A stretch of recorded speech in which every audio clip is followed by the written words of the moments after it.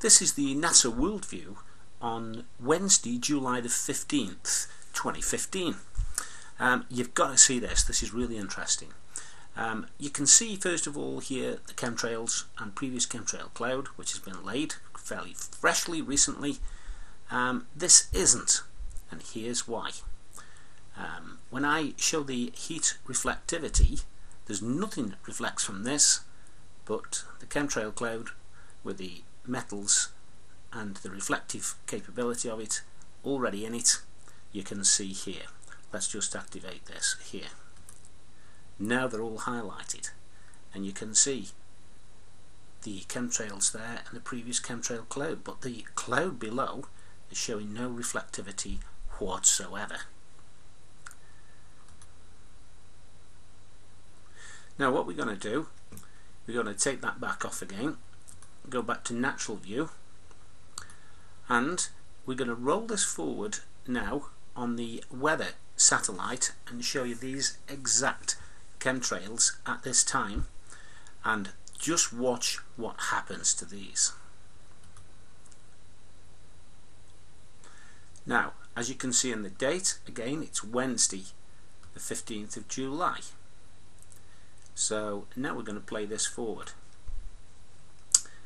Here's the start of the chemtrail cloud.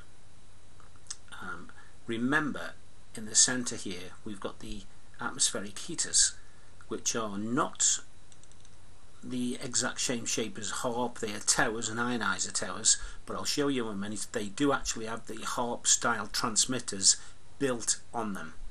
So we'll take it forward now, and here you can see this chemtrail cloud here at the top and the line starting to form across here. It shows up better on the next one, so we'll wind it forward now. Now you can see where the chemtrailing is taking place. We'll take it further forward. Now watch this. This actually goes over Rome and onto the mainland of Italy, and across. This one comes round as well and joins it. Now as it does, the ionizers start to kick in here, and if we move it further forward, it's blatant. Just that area is kicked in. This chemtrail cloud's coming over, but you can see the energy fields in the atmosphere there, and now it really kicks in. And remember the Texas flooding, exactly the same type. Watch this now. You will see this start to appear. That is just like a very concentrated area where they're just activating the ionizers. It goes bigger and bigger still, just as night time's falling in, and you can see there it increases in size. So you can see from nothing, the chemtrail cloud appears, goes over, ionizers kick in, and the cloud's formed.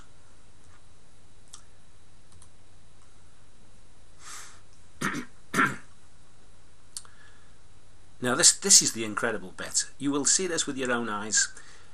We're going to see chemtrails form here, come across Italy, Rome, the ionizers kick in, and then you'll see all the cloud formation go over towards Sarajevo. Yeah, here we go. Let's stop there.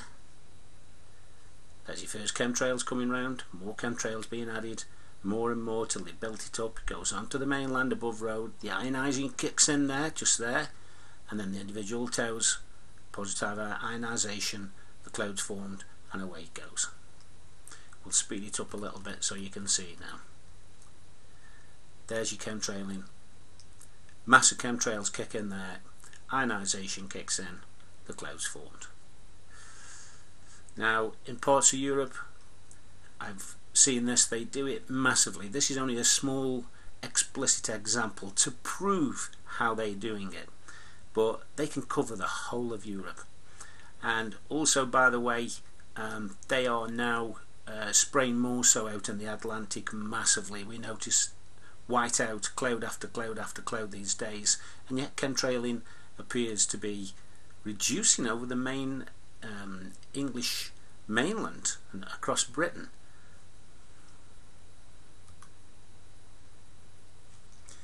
These are the ionizing towers. I'll show you where these are on Google Earth. You've got these here. There you go. The equipment here allows all of them to talk to each other. They're obviously military based as well and used for their own internal transmissions for the actual communication towers. You also have these here. That is a positive ionizer tower. Now, one of the interesting ones I was going to show you are these up here. Let's just bring it round up the road here and we'll show you these here. Let's get a bit closer.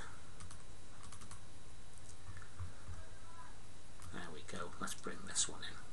Now, what you see on these here, we see quite often, you know, those transmitter T's.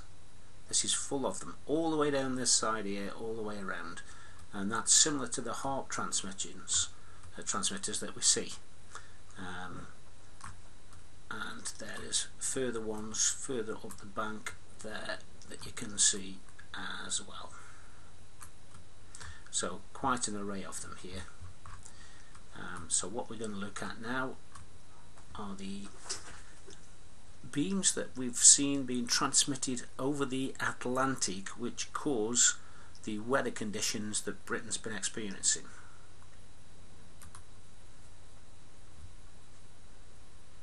So just to confirm the position of these in relation to where we were looking just, let's put north north and up we go.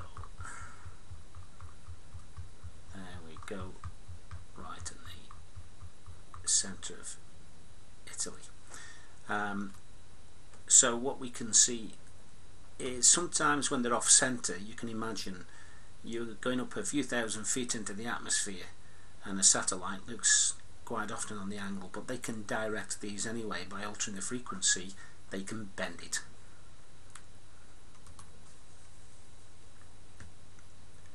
Now this is Ascension Island in St Helena, and we've got the Royal Air Force Base based here. Now there's a big reason why I'm showing you this. The equipment on this island is fantastic, and I'm going to show you what it's been doing on the microwave level. So let's just look on the Google Earth and I'll show you what is actually here. I've marked all the transmitters. There's an array of them. There's transmitters, there is the NEXRADs, which we know are well now established in the weather manipulation. There's a large NEXRAD there. I'll be quick about this because I have shown these once before. There's another large one there. There's banks of other transmitters which are based on the island. There's another NEXRAD there. It's a bit dark. They've darkened this out so you can't quite see the detail of them, but I've managed to find them. There's also a massive ionizer towers. Some of these are used for obviously their internal transmissions, but these types EMF, we found them on other islands where beams are coming from and altering the weather, and there's one there, one there, one there. You can see them. There's loads of them, all set within the famous hexagon which they use as part of their transmission systems. And there is lots more. So you've got the picture. There's fantastic amounts of equipment here on this island, all to do with ionization, transmission, atmospheric heaters, and there's loads more down here as well. All types of weird equipment. And I've marked here there is 8 NEXRADs here, all set together by working together with them, altering the frequencies, altering the power, manipulating the atmosphere. So why am I showing you these? Right, let's look at this.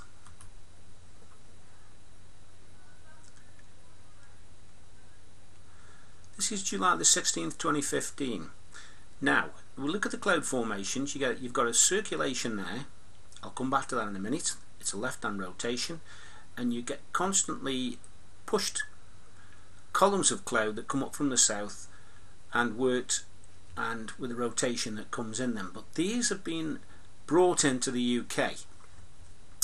Now when I go onto the microwave, you will see some of the beams which are manipulated in the upper atmosphere. They come as arcs that travel up, and you can see how it affects the cloud formation and the weather. What I'll be doing in the next video, I need to get the other software set up for this, but I'll be showing some weather modification in the upper atmosphere wavelengths with the microwaves that's affecting California and the UK and the Atlantic Ocean, and it's from equipment such as this here. This is Ascension Island, St. Helena, and this is where some of the beams have been coming from. This is only an example of some of the equipment that's here, but if you look, there is masses of equipment on this island. So that'll be in part 2.